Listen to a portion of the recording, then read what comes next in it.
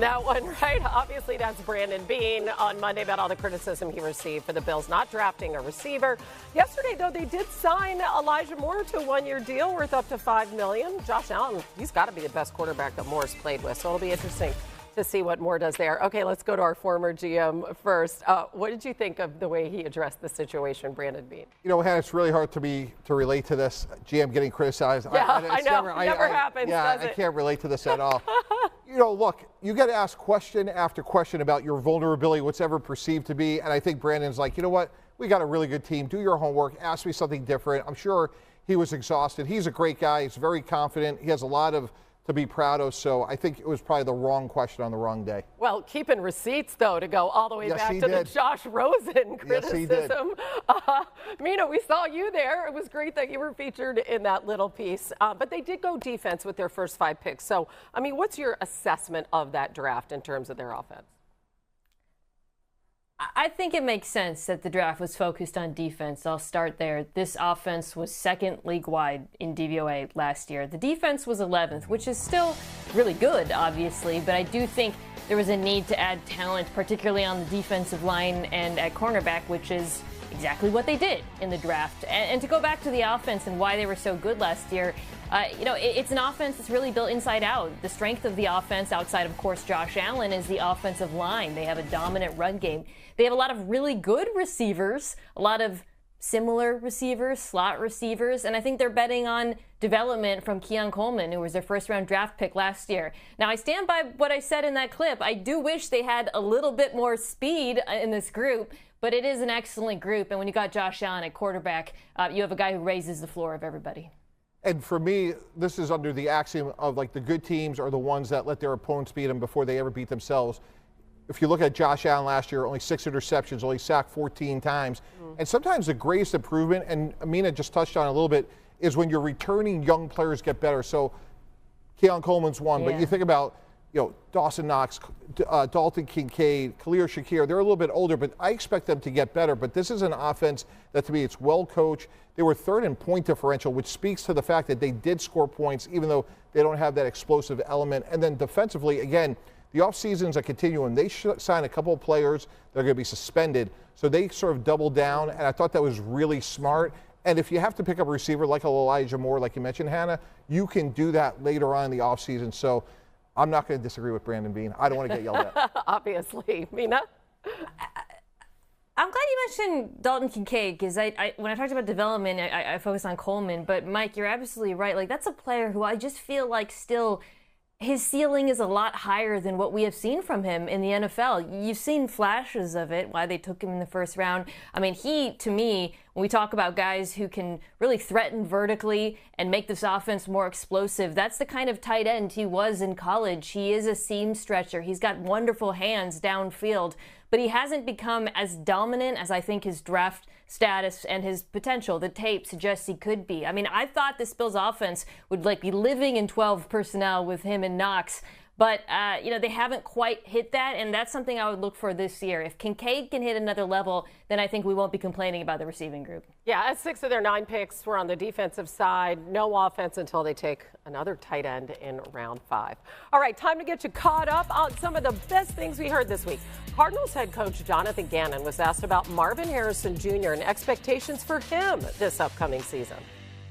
From year 1 to year 2, I think that's where guys make a huge jump. And this guy played unbelievable ball for us. But if you talk to him, he'd be the first to tell you, like, I need to get better at these couple things. And, man, he has went to work on them. And I'm really excited to see where his game goes. The guy's a ready-made pro. He does all the right things. He was here the whole offseason. I think he added a little bit of muscle mass. He looks a little bit bigger. All his numbers, his metrics are all better than when we got him. I'm not going to speak truth into the universe, but just wait until this guy plays this year. Mina, what do you think? What sort of leap do you expect from him?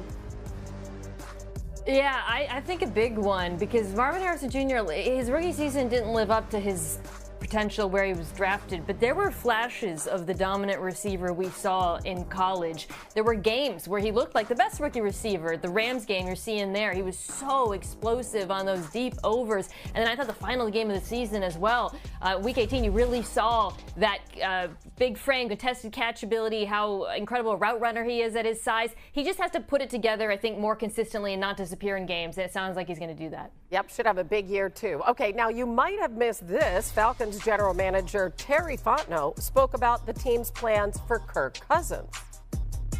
We just have to be patient there. We're open with it, not just talking about Kirk, but with really anybody on our roster. I've probably talked to already 6 or 7 GMs since the draft has ended. If something comes to us with Kirk or any other player that makes sense and it's going to help this team, then we're going to be aggressive and we're going to do it. We always have to ask that question. Is it the best for the Atlanta Falcons? And if it is, we're going to be willing to do it.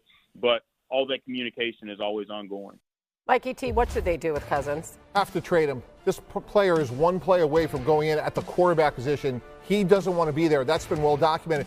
What's complicating here, guys, is the guarantees. About $37.5 million left to guarantee over 2 years, which is how much of it is Atlanta going to eat? How much is the acquiring team? So not only are you talking about draft choice compensation, Hannah, but the guaranteed money is the part that, to me, is going to be harder to resolve.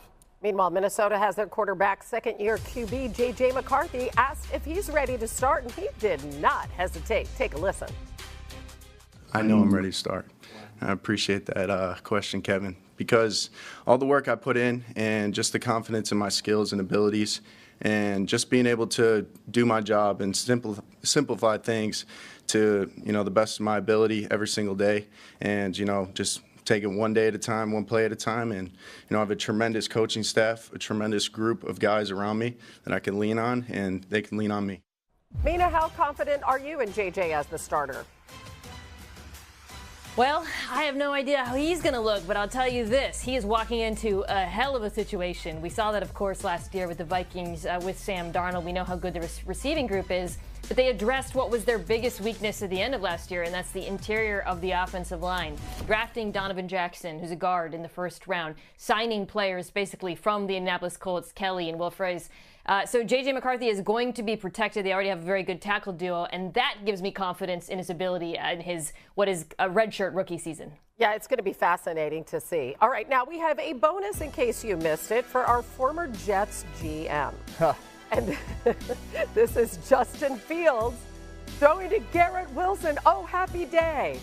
They're reunited, and it feels so good. Oh, that looks so good. What are your expectations for the Jets, my friend? Anna, I had a hand in hiring Dan Campbell in Miami when he was the 12-game interim head coach. I had a hand in helping the Jets with Aaron Glenn. They're the same person. This is going to be the Detroit Lions East, and when you think about toughness, I think about Justin Fields maybe being the toughest quarterback out there and Garrett Wilson being a great player. So it's Ohio State East here, but it's really going to be the Detroit Lions. Aaron Glenn's going to have this team well coached. They're going to run the ball. They'll use